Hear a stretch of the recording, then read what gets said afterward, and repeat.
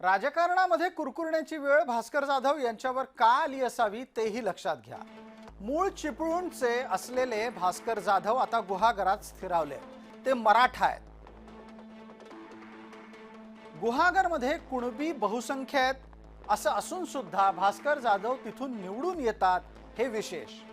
कुणबी मतात तिथं फूट पडत असल्यानंच भास्कर जाधव यांचा विजय सोपा होतो हे अगदी शहाण्या मुलाला पटकन लक्षात येईल। गुहागर हा तसं पाहिला तर भाजपाचा पारंपरिक मतदारसंघ आहे। मात्र तिथं रामदास कदम आणि विनाय नातू यांच्यात झालेल्या संघर्षाचा फायदा जाधव यांनी उचलला आणि ते राजकारणात पुढे गेले। कुणबी मतदारसंघामध्ये आता त्यांच्या विरोधात नाराजी वाढतीये। कुणबी मतदारांमध्ये जाधव यांच्याबाबत नाराजी वाढतीये हे विशेष। सध्या कोकणाची परिस्थिती आपण जर बघितली तर कोकणामध्ये उद्धव बाळासाहेब ठाकरे गटाचे एक कार्यकर्ते त्या मतदारसंघातले हे शिंदे सेनेच्या गळाला लागलेले आहेत। आजही कार्यकर्त्यांचा शिंदे गटातल्या शिवसेनेमध्ये प्रवेश सुरू आहे।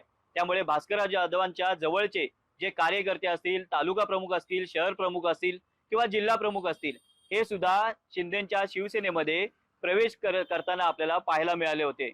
त्यामुळे नक्कीच भास्करराव जाधवांच्या पक्षातले जे महत्त्वाचे कार्यकर्ते आहेत, या कार्यकर्त्यांची उणीवा कशी भरून काढणार याचा सुद्धा विचार भास्करराव जाधव करतायत। आगामी निवडणुकीच्या वेळेस भास्करराव जाधव काटावरती पास झाले आणि निवडून आले होते विधानसभेच्या गुहागरच्या मतदारसंघातून। निसटता पराभव होता, मात्र विजयी झाले होते। शाखा प्रमुखांच्या मेळाव्यामध्ये भास्कर जाधवांनी असं सांगितलं होतं की कोकणातलं शिवसेनेचं गतवैभव आहे मी पुन्हा मिळवण्यासाठी प्रयत्न करीन।